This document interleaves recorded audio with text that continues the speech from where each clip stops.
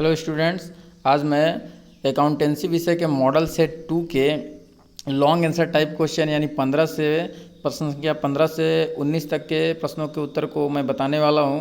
तो आप इस वीडियो के अंत तक जरूर बने रहें। इससे पहले मैंने मॉडल सेट 2 के 1 से लेकर 14 तक के प्रश्नों के उत्तर को भी जारी कर दिया था। यदि आपने उस वीडियो को अभी तक नहीं देखा है तो नीचे डिस्क्रिप्शन बॉक्स में मैंने उसके लिंक को दिया हुआ है, तो आप उस वीडियो को जरूर देख लें और आप चैनल को सब्सक्राइब कर लें ताकि कोई भी नोटिफिकेशन आपको सबसे पहले प्राप्त होता रहे। तो आइए चलते हैं और प्रश्नों को देखते हैं। तो प्रश्न संख्या 15 है, एक कंपनी ने 1 जनवरी 2016 को एक संयंत्र 20,000 तथा 1 जुलाई 2017 को एक अन्य संयंत्र 30,000 रुपये में खरीदा। उसी वर्ष 1 अक्टूबर को एक संयंत्र 20,000 रुपये में खरीदा। 31 मार्च 2018 को एक प्लांट को 6,500 रुपये में बेच दिया, जिसकी लागत 1 जनवरी 2016 को 10,000 रुपये थी। स्थायी किस्त पद्धति से 10% प्रतिवर्ष की दर से ह्रास लगाया गया। 2016 से 2018 तक का प्लांट खाता बनाइए। खाते प्रतिवर्ष 31 दिसंबर को बंद किए जाते हैं। आइए इसके उत्तर को देखते हैं। यहाँ पे मैंने ऑलरेडी प्लांट अकाउंट बनाया हुआ है, जिसको आप एक बार बस देख करके समझ सकते हैं।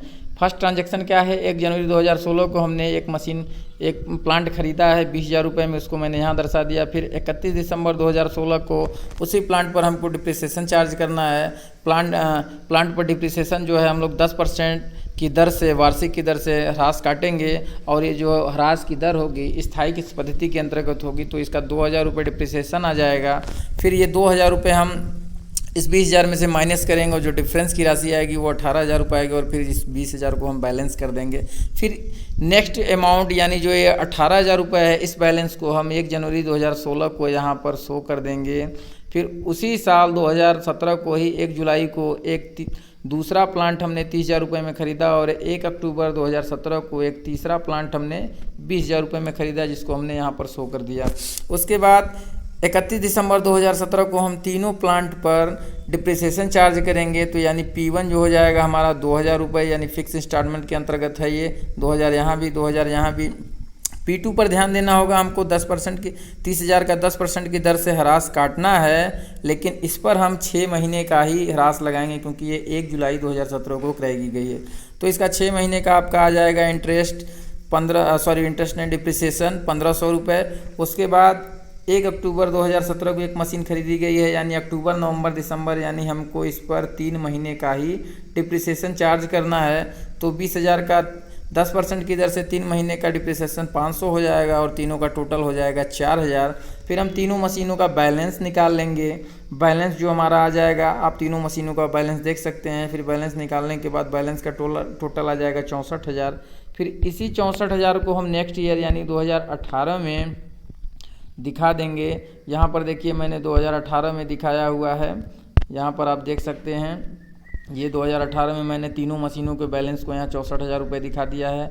आप इसको आसानी से कर सकते हैं। उसके बाद 2018 में 31 मार्च को हमने क्या किया है, एक मशीन जो 1 जनवरी 2016 को 20,000 रुपये में क्रय की गई थी, उसको हमने यहाँ पर 31 मार्च को बेचा है। तो 31 मार्च को बेचने से पहले हमने उसको जनवरी, फरवरी, मार्च यानी 3 महीने उसको यूज़ किया है। तो उन 3 महीने में जो डिप्रिसिएशन चार्ज हुआ है उसको हम यहाँ पर दिखाएंगे। तो 20,000 का 10% की दर से 3 महीने का जो डिप्रिसिएशन आ जाएगा वो 500 रुपये आ जाएगा। फिर हमने प्लांट को बेच दिया, तो प्लांट को बेचने की एंट्री क्या हो जाएगी, bank account debit to plant. तो प्लांट सोल्ड हो रहा है 6,500 रुपये में, तो हमने यहाँ दिखा दिया। और देखिए वो जो 2018 में P1 का जो बैलेंस था यानी प्लांट 1 का, वो 16,000 था और हमने जो है 2018 में 7,000 रुपये उसमें उसका यानी 500 का डिप्रिसिएशन और 6,000, ये 500 का डिप्रिसिएशन और 6,500 रुपये का हमने मशीन बेच दिया, यानी कुल हमको 7,000 रुपये और प्राप्त हो गए उससे। और हमारी मशीन का पुस्तकीय मूल्य था 16,000 रुपये। ठीक है, तो इसका डिफरेंस जो होगा यानी 9,000 रुपये, वो 9,000 क्या हो जाएगा, वो हमारा हो जाएगा लॉस ऑन सोल्ड ऑफ, ठीक है, प्लांट। तो इसका जो डिफरेंस होगा यानी 9,000 रुपये, ये हमारा by loss of sold off P1 ये यहाँ पर दिखाया गया है, इसको आप देख सकते हैं। तो ये जो 9,000 रुपये है ये संपत्ति के विक्रय से हानि है, इसको हमने यहाँ दिखा दिया। फिर 31 दिसंबर 2018 को हम क्या करेंगे, जो 2 हमारी शेष मशीनें हैं उन पर डिप्रिसिएशन लगाएंगे। तो P2 जो है प्लांट 2 हो जाएगा 30% की दर 10% की दर से 30,000 का 3,000 हो जाएगा और P3 20,000 का 10% की दर से 2,000 हो जाएगा, यानी कुल 5,000 रुपये डिप्रिसिएशन चार्ज होगा। फिर हम इनका बैलेंस निकाल लेंगे, यानी इस बैलेंस में से डिप्रिसिएशन को माइनस करेंगे तो फिर क्या आएगा, ये हमारा बैलेंस नया बैलेंस आ जाएगा, यानी 43,000। ये हमारा प्लांट अकाउंट का शेष बैलेंस है। फिर यही जो 43,000 रुपीज़ है, यानी ये 1 जनवरी 2019 को हमारा ओपनिंग बैलेंस हो जाएगा। तो इस प्रकार हम लोगों ने प्लांट अकाउंट को देखा। आप इसका स्क्रीनशॉट ले सकते हैं और इसको आसानी से आप समझ सकते हैं। नेक्स्ट क्वेश्चन है क्वेश्चन नंबर 16, संचय किसे कहते हैं, संचय के विभिन्न प्रकार बताइए। तो यहाँ पे मैंने संचय के उत्तर को लिख दिया है। संचय का आशय संस्था के लाभ में से भविष्य की ज्ञात या अज्ञात हानियों के लिए किया गया आयोजन है, इसलिए यह लाभ का विनियोजन है। संचय लाभ के वितरण से रोक कर रखा गया लाभ है। संचय के अंतर्गत वह राशि आती है जो संपत्ति के मूल्य ह्रास, नवीनीकरण या किसी दायित्व के लिए आयोजन न हो। विलियम पिकिल्स के अनुसार संचय का अभिप्राय ऐसी रकम से है जो लाभ एवं अन्य बचत में से निकाल कर अलग रख दी जाती है और जिसका उद्देश्य आर्थिक चिट्ठे के दिन किसी ज्ञात दायित्व या संपत्ति के मूल्य में कमी के लिए व्यवस्था करना है। इस प्रकार हम लोगों ने संचय के अर्थ को देख लिया। अब संचय के प्रकार को देख लेते हैं। यहाँ पर देखिए संचय का प्रकार का मैंने स्क्रीनशॉट लेकर के रखा हुआ है, आप इसको देख सकते हैं। संचय यानी रिजर्व, मेनली ये 2 टाइप्स होता है, प्रकट संचय और गुप्त संचय। प्रकट संचय का आशय ऐसे संचय से है जो हमारे आर्थिक चिट्ठा या बैलेंस शीट में प्रकट होता है, दिखता है, ठीक है। और गुप्त संचय का आशय ऐसे संचय से है जो हमारे आर्थिक चिट्ठे में दिखता नहीं है, ये सीक्रेट रूप से बैलेंस शीट में मौजूद होता है लेकिन आप इसको देख नहीं सकते, यानी हमारे व्यवसाय में मौजूद तो होता है पर ये आर्थिक चिट्ठे के द्वारा दर्शाया नहीं जाता है, ठीक है। अब प्रकट संचय जो है ये 2 प्रकार का है। पहला जो है पूंजीगत संचय और दूसरा जो है आयगत संचय। पूंजीगत संचय जो पूंजीगत कोषों से बनाए जाते हैं, आयगत संचय जो आयगत लाभों से बनाए जाते हैं। आयगत संचय 3 प्रकार का है, सामान्य संचय, विशेष संचय और संचय कोष। सामान्य संचय क्या होता है, जो सामान्य लाभों से बनाया जाता है और जिसका कोई विशेष उद्देश्य बनाने का नहीं होता है या संस्था की वित्तीय स्थिति को सुदृढ़ करने के लिए बनाया जाता है। विशेष संचय किसी विशेष उद्देश्य की पूर्ति के लिए बनाया जाता है, जैसे लाभांश समानीकरण कोष, श्रमिक क्षतिपूर्ति कोष। इस प्रकार के जो संचय होते हैं वो विशेष संचय के अंतर्गत आते हैं। विशेष संचय का उद्देश्य केवल विशेष जो उनके उद्देश्य होते हैं उसी के लिए इसका उपयोग किया जाता है। संचय कोष यानी जो 3rd टाइप है ये है संचय कोष। संचय कोष होता क्या है, जो सामान्य संचय है इसकी राशि को जब हम संस्था से बाहर कहीं बाहर प्रतिभूतियों में या अन्य किसी मदों में विनियोजित कर देते हैं तो वो हमारा संचय कोष हो जाता है, रिजर्व फंड हो जाता है। यानी उसको व्यवसाय में रखते हैं तो वो सामान्य संचय कहलाता है, लेकिन जब उसको हम व्यवसाय से बाहर कहीं दूसरी जगह इन्वेस्ट कर देते हैं तो वो संचय कोष बन जाता है। इस प्रकार हम लोगों ने संचय का अर्थ और संचय के प्रकार को जाना। क्वेश्चन नंबर 17 है, अग्रलिखित तलपट से सुमित का 31 मार्च 2018 को समाप्त होने वाले वर्ष के लिए व्यापारी खाता एवं लाभानी खाता था उसी तिथि का आर्थिक चिट्ठा तैयार करें। एक ट्रायल बैलेंस दिया हुआ है सुमित का 31 मार्च 2018 का, उसके आधार पर आपको व्यापारी खाता, लाभानी खाता तथा आर्थिक चिट्ठा बनाना है। इसको मैंने ऑलरेडी बना रखा है, आप लोग देख सकते हैं। तो यहाँ पर देखिए दिया हुआ है trading and profit and loss account for the year ending 31 मार्च 2018। अब फॉर्मेट इसका जानते हैं, पार्टिकुलर अमाउंट। इसमें करना क्या होता है, सबसे पहले हम बनाते हैं ट्रेडिंग अकाउंट। ट्रेडिंग अकाउंट में हमारा स्टार्ट किससे होता है, ओपनिंग स्टॉक से, यानी प्रारंभिक रहतिया जो 50,000 दी है उसको लिख दिए। परचेज हो गया 4 लाख रुपए, मजदूरी हो गई 40,000।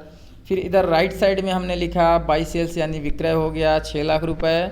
उसके बाद बाई क्लोजिंग स्टॉक 75,000 रुपये। क्लोजिंग स्टॉक में हमको ध्यान रखना है वहाँ पे अंतिम रहतिया का बाजार मूल्य 80,000 रुपये दिया हुआ है, ठीक है, और उसका लागत मूल्य जो है 75,000 रुपये दिया हुआ है। तो हम जानते हैं अंतिम रहतिया में लागत मूल्य और बाजार मूल्य जो दोनों में कम होता है उसी को दर्शाया जाता है। तो अंतिम रहतिया जो 75,000 रुपये है उसी को यहाँ पर दिखाया जाएगा, ठीक है। फिर हम करते क्या है, इसके टोटल को हम कर लेंगे, यानी 6,75,000 रुपये आ गया और इसका टोटल कर लेंगे। फिर उसमें से इसको घटा देंगे, जो डिफरेंस आएगा वो डिफरेंस हमारा ग्रॉस प्रॉफिट कहलाता है और ग्रॉस प्रॉफिट को हम प्रॉफिट एंड लॉस अकाउंट में ट्रांसफ़र कर देते हैं। तो 1,85,000 हमारा जीपी आया ग्रॉस प्रॉफिट, और उस ग्रॉस प्रॉफिट को हम देखिए यहाँ पर ट्रांसफ़र कर दिए हैं। इसको ऊपर करते हैं, इसको देखते हैं। अब यहाँ पर आप देख सकते हैं मैंने यहाँ पर ग्रॉस प्रॉफिट को यहाँ ट्रांसफ़र कर दिया 1,85,000 रुपये। फिर आप ट्रायल बैलेंस के ट्रायल बैलेंस तलपट के मद को आप देखिए और जो सीरियल से आपको दिया हुआ है, यानी जो प्रॉफिट एंड लॉस में आने वाली मदें हैं उनको सीरियल से मैंने यहाँ पर लिख रखा है। आप भी इसको सीरियल से लिख सकते हैं। जैसे फर्स्ट सैलरी है 12,000 रुपये, रेंट है 9,000, ऑफिस इलेक्ट्रिसिटी है 6,000 रुपये, एडवर्टाइजिंग है 8,000 रुपये, पोस्टेड एंड टेलीग्राम है यानी डाक और तार व्यय है आपका 3,000 रुपये, छूट है जो डेबिट बैलेंस है वो 11,400, जनरल एक्सपेंसेस यानी सामान्य व्यय है 13,600।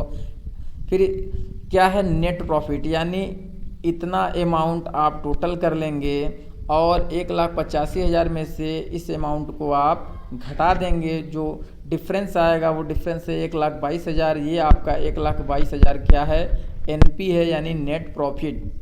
अब इस नेट प्रॉफिट को हम कहाँ लेके जाएंगे, ट्रांसफ़र टू कैपिटल अकाउंट। यहाँ पर देखिए मैंने लिख रखा है, यानी ये पूंजी खाते में समायोजित हो जाएगा।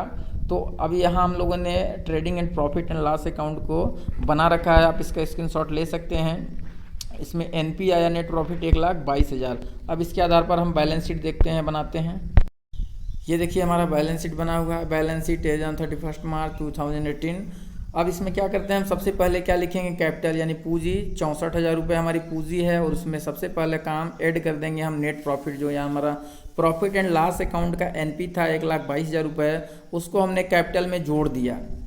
ठीक है, उसके बाद क्या करेंगे, उसमें से हम आहरण को घटा देंगे। जो हमारा आहरण है ड्राइविंग 16,000, तो पूंजी प्लस शुद्ध लाभ माइनस आहरण, इसको करने के बाद जो हमारा बैलेंस आएगा 1,70,000 रुपये, इसको हम यहाँ पर लिख दिए हैं। उसके बाद क्रेडिटर्स हमारा यानी जो लेनदार हैं 35,000 रुपये, आउटस्टैंडिंग एक्सपेंसेस है 1,000 रुपये, और सस्पेंस अकाउंट ये हमारा जो ट्रायल बैलेंस का क्रेडिट साइड था तो ये हमारा लाइबिलिटी साइड में आएगा, क्योंकि दायित्व जो होता है तलपट के क्रेडिट साइड में होता है, तो यहाँ पर हम लाइबिलिटी साइड में इसको दर्शाएंगे। यदि सस्पेंस अकाउंट डेबिट साइड में होता तो फिर हम इसको असेट साइड में दिखाते, लेकिन चूंकि वो क्रेडिट साइड में था इसलिए हमने सस्पेंस अकाउंट को यहाँ पर दर्शाया हुआ है। और राइट साइड में आप जानते हैं सारी संपत्तियों को हम लिख देते हैं। एसेट साइड में, एसेट्स में कैश हो गया 7,800 रुपये, लीज होल्ड प्रॉपर्टीज आपका 20,000 रुपये, डेप्टर्स 80,000 रुपये, बैंक 21,000 रुपये, मोटर कार 10,200 रुपये, प्रीपेड एक्सपेंसेस 2,000 और क्लोजिंग स्टॉक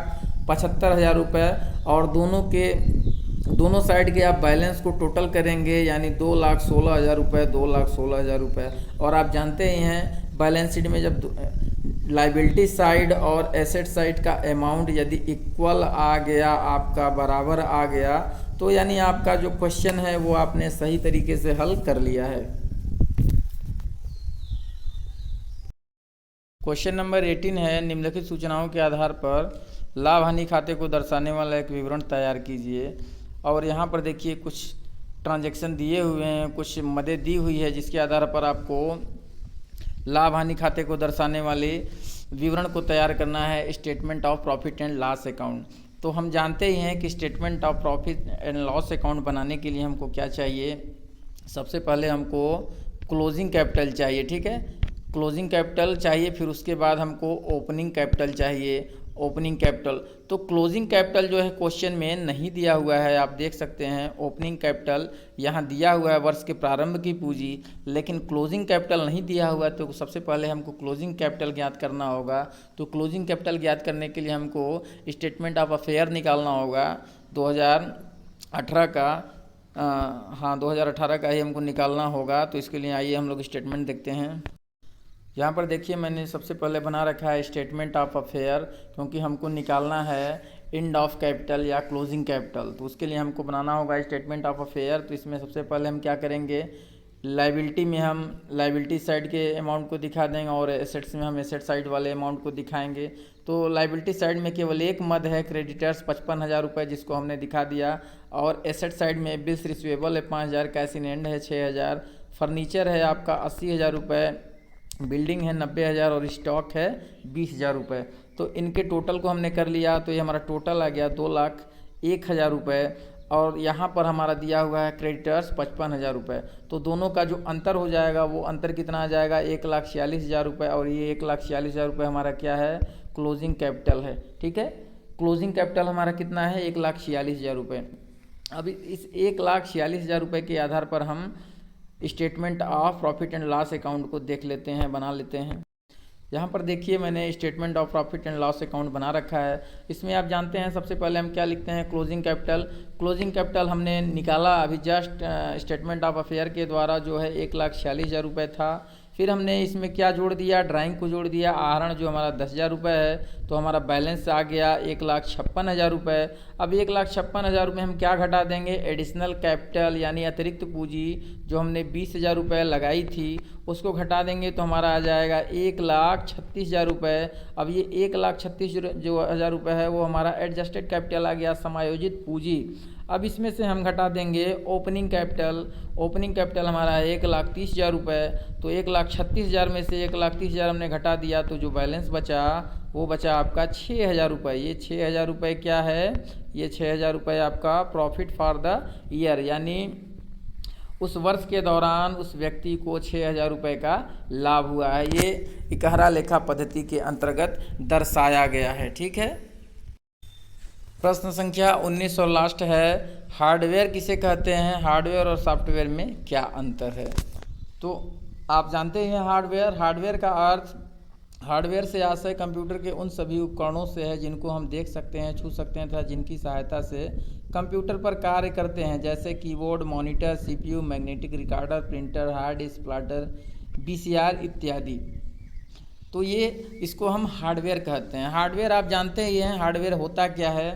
कंप्यूटर को जब हम प्रयोग करते हैं तो उसके जितने भी उपकरण होते हैं जिसको हम देखते हैं, टच करते हैं और जिसकी सहायता से हम कार्य करते हैं, वे सभी हार्डवेयर के अंतर्गत आते हैं। ठीक है।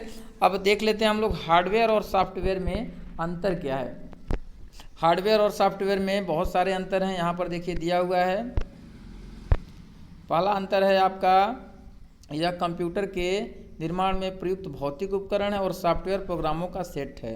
हार्डवेयर में प्रोग्रामिंग संभव नहीं, सॉफ्टवेयर में प्रोग्रामिंग संभव है। कुछ हार्डवेयर विभिन्न कार्यों के लिए प्रयोग किए जा सकते हैं, कुछ सॉफ्टवेयर विभिन्न कार्यों के लिए प्रयोग नहीं किए जा सकते हैं।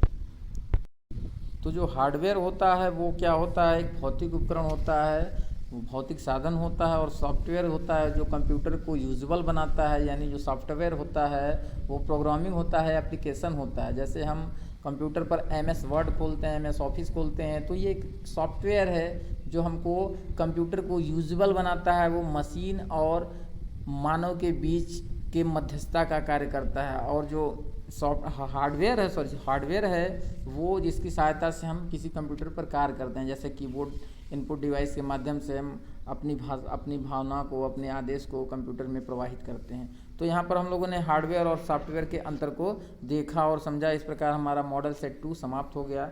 यदि आपको वीडियो अच्छा लगा तो आप चैनल को सब्सक्राइब करें।